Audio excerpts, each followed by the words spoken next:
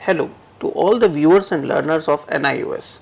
I am Piyush Prasad, Academic Officer. Together with me, there is Mrs. Uma Sanjay Singh, who is Associate Professor in Delhi University, are going to discuss on the topic ratio analysis. Learners, as you know that in our earlier programs, we have tried to explain you the liquidity ratio, solvency ratio, activity ratio and the leverage ratio. Now, the thing that is left aside under the topic of ratio analysis is the profitability ratio. Learners, as a student, you are very eager to know the results of your business just after the examination. It's not only the result which you would like to know, whether you have been passed or failed, but side by side you are also interested in knowing that what is your performance level in comparison to the efforts that has been made by you for your examination. The same is the case with the businessman. Businessman has taken a lot of risk. He has invested the capital in a business. He has borrowed the money from various sources and has performed a number of activities throughout the year. Once the financial year of the business is completed, now he is interested in knowing the results of his business. That is, how much profit he has earned and or how much losses he has suffered. Simply knowing the profit or loss through the profit and loss account is not sufficient. He wants a comparison with the sales made by him throughout the year, with the capital that has been invested by him in the business. He would like to compare his gross profit with the net profit. He would like to compare his operating profit in comparison to the sales made by him and so on. This all could be done with the help of the profitability ratio. So, normally a ratio which is known as a profitability ratio is calculated to know the results of the business that has been earned by way of the gross profit or net profit, and by making it comparable with some another financial aspects of the business, which may be sales or any other kind of things. Today we are going to discuss on this topic in detail, together with the limitations that we are basically going to face in the ratio analysis. So we are first going to start up with the meaning, that what do we exactly mean by the term profitability ratio and what are the different type of ratios that are going to be covered under the topic profitability ratio. Madam, please explain our learners something about it. A very important objective of business is to earn profit. So, profit forms the basis of any business for its survival and growth. Therefore, profitability ratios is an important set of ratios which measures the operating efficiency and performance of the business over a period of time. Now, generally they are expressed as a percentage to either sales or to the capital employed. And we have to study 4 different sets of ratios under this: gross profit ratio, net profit ratio, operating profit ratio and return on investment ratios. Learners, as the madam has now told you that we are going to have the profitability ratio in 4 different type of categories, which are basically the gross profit ratio, net profit ratio, operating ratio and the return on investment. I am going to explain you the topic, basically the gross profit ratio. I hope you know what is exactly the term gross profit. It is something that we are going to have a direct profit for the business, which means that if we have got some sales and if we have got the cost of goods sold, if the cost of goods sold are deducted from the net sales, the net outcome is known as to be the gross profit. That is another way of calculation for this, is that we are going to take opening stock plus purchases plus all direct expenses minus closing stock, then we are going to get cost of goods sold, and the same methodology can be adopted for calculating the gross profit. Now, the businessman is interested in knowing through the trading account that how much gross profit he has earned. Once the gross profit is known, now he is going to compare his gross profit with the net sales of the business. This comparison is going to give him the direct percentage of the profit in the business in comparison to the sales. Now, you know gross profit is basically a ratio which establishes a relationship between the gross profit and the net sales of the business. When we basically take its significance, it indicates the funds available to cover operating expenses, fixed charges and the margin available. This means that how much profit is available with you so that you can cover the indirect expenses, because all indirect expenses which are going to come under the category of the profit and loss account should be met from the gross profit only. If there is no gross profit, we cannot expect for meeting out all those expenses. So, gross profit is going to become a base to cover all those kind of expenses. When we basically talk of a formula for gross profit ratio, the formula is very simple. It's simply gross profit divided by net sales into 100. I have already explained over here that how the gross profit is going to be calculated. It is simply net sales minus cost of goods sold. When we are going to take net sales, it simply means that from sales we are going to deduct the sales return, that is whatever be the value of the goods we have sold, and if any sales is going to be returned by the customers, we are going to deduct it and the outcome is going to be net sales. When we basically take off a standard ratio, there is no such kind of standards which are made for it, but it is very simple to say that higher the ratio, the better it would be. The more you are going to have the gross profit, the better is going to show for a business. I'll explain you in much more detail with the concept of this thing. Now we take an example. Suppose the sales of the business is 3,25,000 and our sales return are 25,000, while the cost of goods sold is 2,40,000. As I have already told that net sales is going to be calculated from sales minus sales return. So net sales is going to be 3 lakh rupees, which is 3,25,000 minus 25,000. To calculate the gross profit, we apply a formula net sales minus cost of goods sold. So from 3 lakh we are going to deduct 2,40,000 and the net outcome going to be 60,000. Now we apply it into a formula which says that gross profit ratio is equal to gross profit divided by net sales into 100. This way 60,000 divided by 3 lakhs into 100 comes out to be 20%. So this 20% is considered as to be the gross profit for the business in comparison to the total sales made by them. It's very simple to say that if the total sales is 100 rupees, out of that 20 rupees is the gross profit. Now this gross profit is going to work as a base to cover the rest of the expenses which are going to be made in the business. Now we come on to the net profit ratio. Madam, please explain our learners something related to the net profit ratio. Okay, once the gross profit is calculated, the next step in financial statements also comes to prepare the profit and loss account that gives us the net profit. So the second ratio, net profit ratio, establishes the relationship between the net profit to net sales. This is also expressed as a percentage.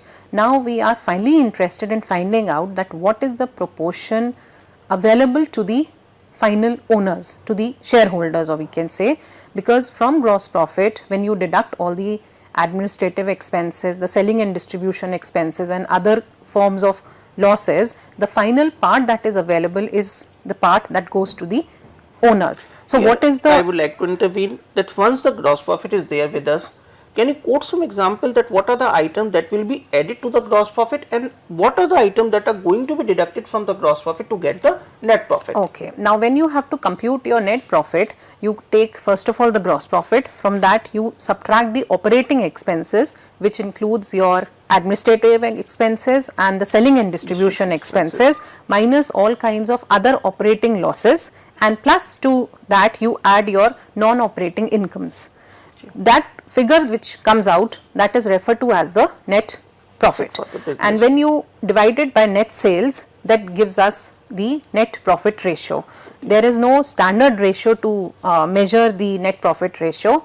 The higher the ratio, the better it is, because if it is higher, that means you are getting more margin for your shareholders or the owners. The less, of course, then operating efficiency of the business suffers. As you know, learners, that gross profit is going to be calculated from the trading account.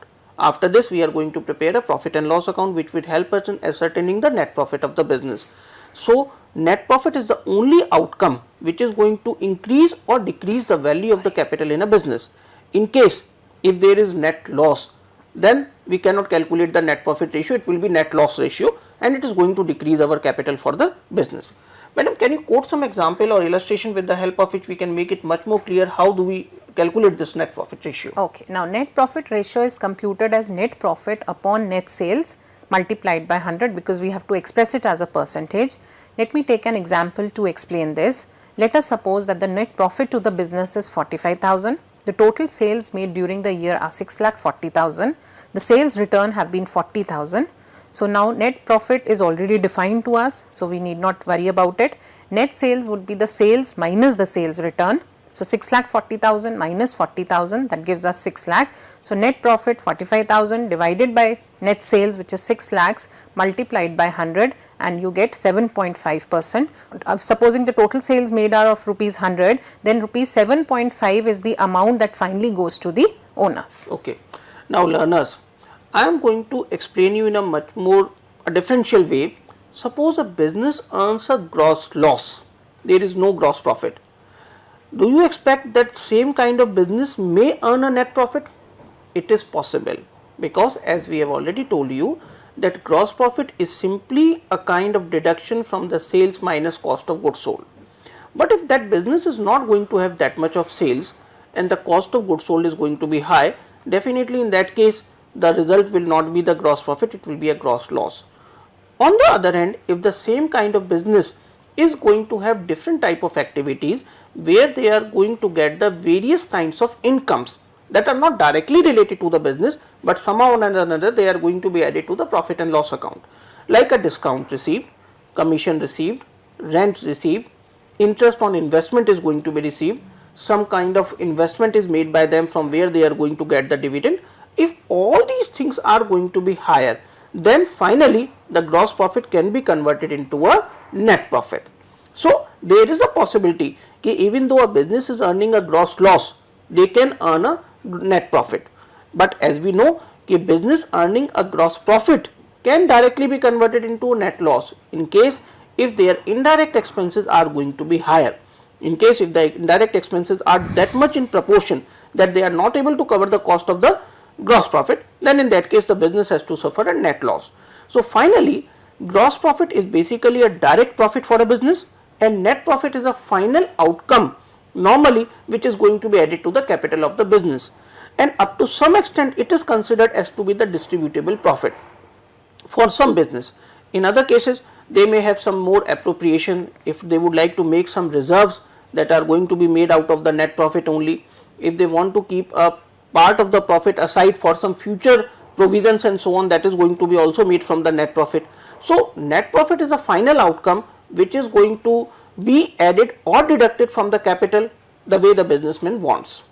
Now once the net profit is clear to you, now the terms come for the return on investment. No, before Madam, that what I is- think we will discuss the operating ratio, because that is Okay. also in continuation The with gross part of profit it. and net profit. Fine, absolutely, absolutely. So now operating profit ratio, as the name suggests, that you are determining the relationship between operating profit to the total sales.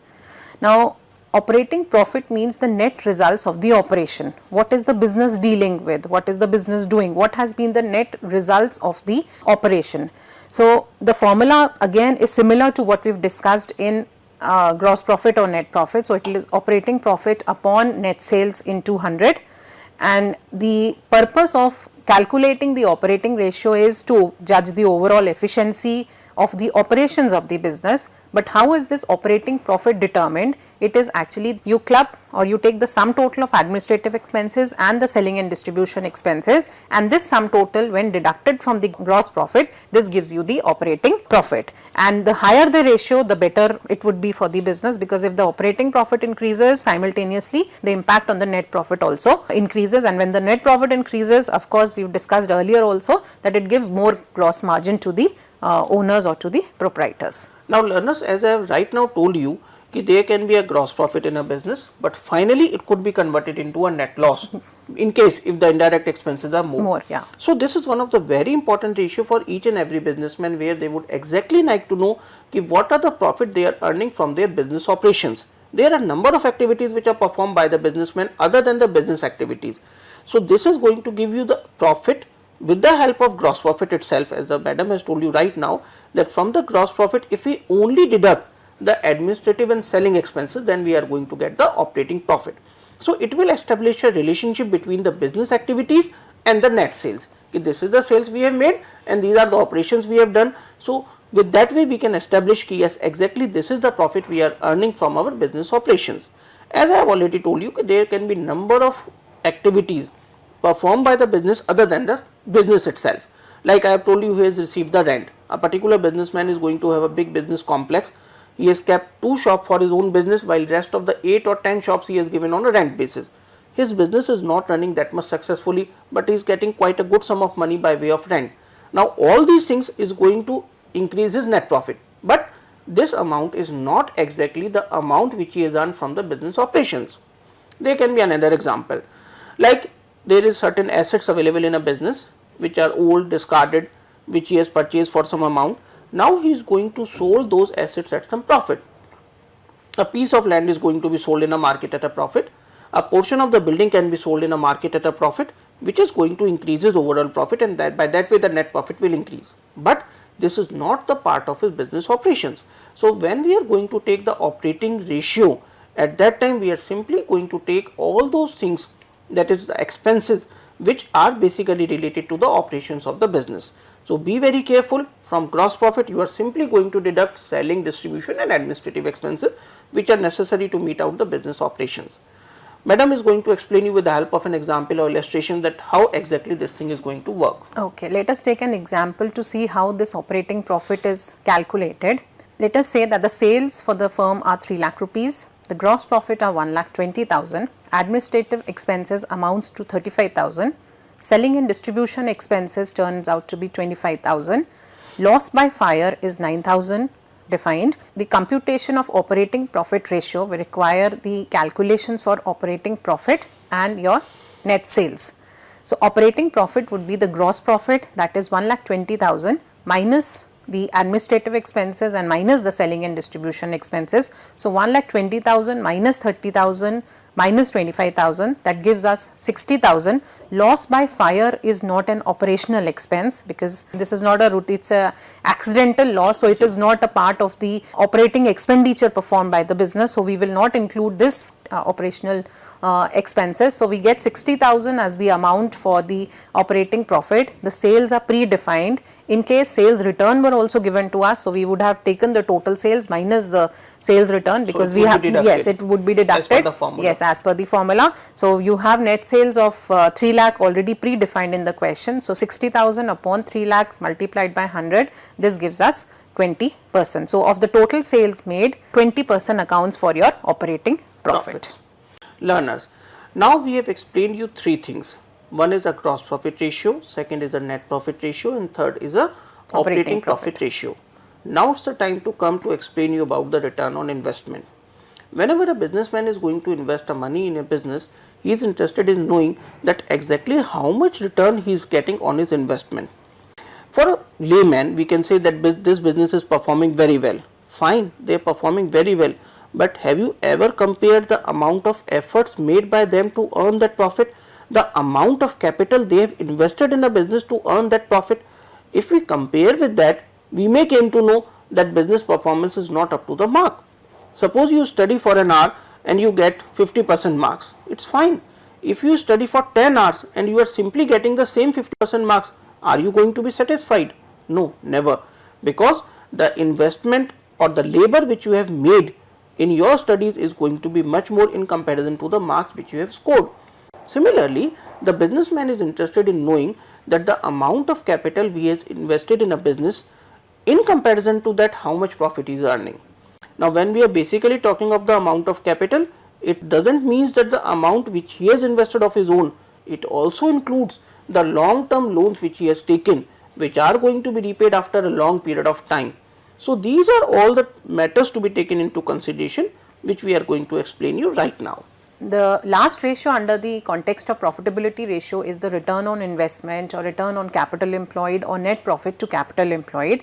Under this, as the name suggests, return on investment, that means what is the net profit available on the total investment or the total capital which the business has invested in the overall operation. This is what we are trying to determine through the return on investment. Herein we establish the relationship between the net profit, to be more precise, this is net profit before interest, tax and dividend, to the total capital employed. So here the learner is going to be very careful that without making the payment of interest, before making the payment of taxes, before making the payment of dividend, what is the whatever net profit the actual available? Profit is available, they have to take into consideration for calculation so of this ratio. If at all in the question it is given net profit after interest, tax and dividend, you have to add back the interest, tax and dividend, then only you will get the numerator as this net profit before interest, tax and dividend, and then upon the capital employed multiplied by 100, because this has to be expressed as a percentage to the capital employed. So this is how this ratio goes. And how do we calculate the Yes, capital employed? now how do we calculate the capital employed? Now capital employed means the total amount of investment made into the business. This can be computed either from the liability side of the balance sheet or from the asset side of the balance sheet, depending upon the information that is provided to us in the question. So if we go by the liability side of the balance sheet, so you start with the equity share capital plus preference share capital plus the reserves and surpluses plus all the long term loans that you've taken from banks and financial institutions minus the fictitious assets minus non-operating assets, and this gives you the capital employed. Or otherwise you can also compute it from the asset side of the balance sheet. So this would mean the net fixed assets, which is the total fixed assets minus depreciation and plus the working capital, that is current assets minus current liabilities. So there are two different ways, as the madam has told you, that you can take the liability side altogether, all the long term liabilities can be taken together with the capital, or you can take the total assets minus current liability. That is another way of calculating the capital employed. Now to take an example of return on investment, how this ratio is computed, let us say that the total share capital for the firm is 1,60,000, reserves and surpluses are 60,000, loan at the rate of 15% interest is given as 2 lakh, sales are 5,60,000, the total tax liability is 40,000 and profit after interest and tax are defined as 80,000. The interest amount would be calculated at 15% because there is a loan that is being taken from the financial institution. So 15% of 2 lakh turns out to be 30,000 and plus the taxes have been paid to an extent of 40,000. So you add back this to the net profit figures that is given to us. So 80,000 plus 30,000 plus 40,000, this turns out to be 1,50,000 upon the total capital employed, which includes your share capital, reserves and surpluses and the total loans, which accounts for 4,20,000 multiplied by 100, and this gives us a figure of 36%. In this manner, that if the total capital employed has been, let's say, rupees 100, so rupees 36 is the total net profit generated on the total capital employed of rupees 100. Now I've got a doubt. Suppose nothing is given in a question ki whether it's a profit before tax or after tax, then what is from a student point of view, from the learner's point, what are they going to consider in that regard? In that regard, you go accordingly. You will not have, I mean, if nothing is specified, then you take the net profit figure as it is. Okay. Like the tax is also given in the question, the percentage of interest is also given on a loan, and this is simply profit. Profit for the year is so and so.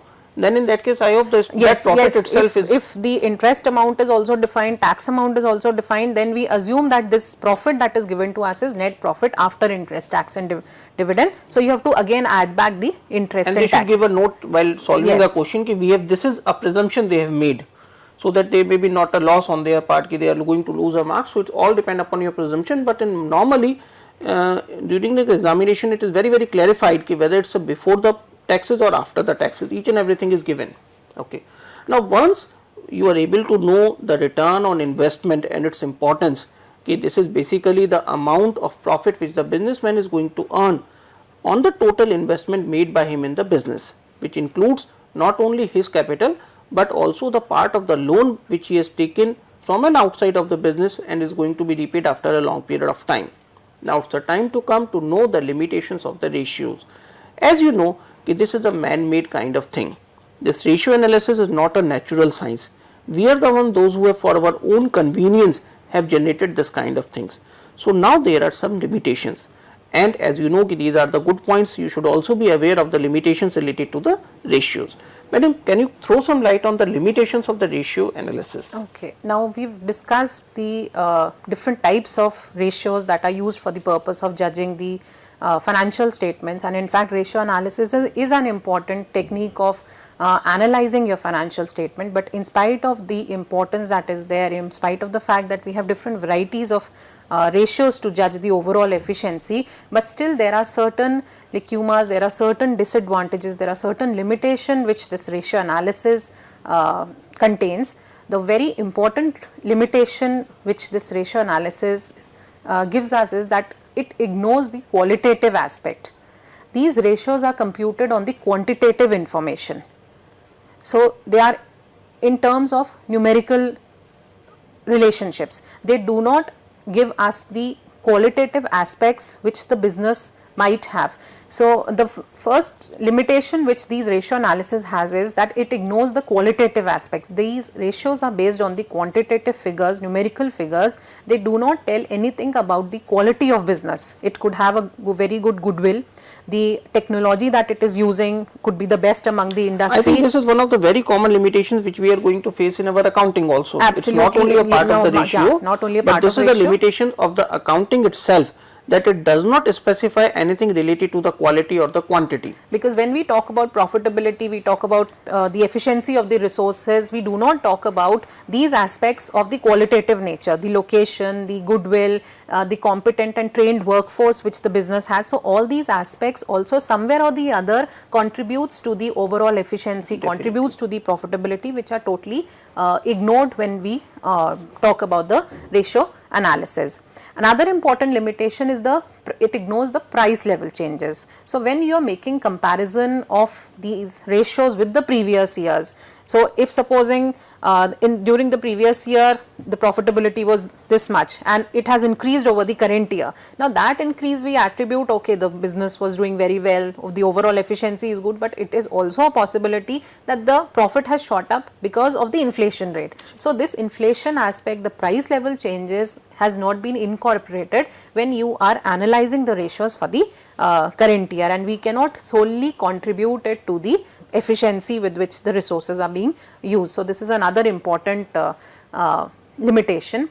Then there is no single criteria to measure the concepts available. When we talk about profitability, it does not specify that which profits are you talking about. Is it net profit before tax? Is it net profit after tax? Are we going to take only on the basis of gross profit, or are we going to comment on the net profit? Under each and every case the answer is going to be different, so every and all business, of them are considered yes, as all correct. business firms follows according to their own practices, and as a result when you have to make a comparison between intra-firm comparison, then this kind of these concepts do not serve the actual purpose.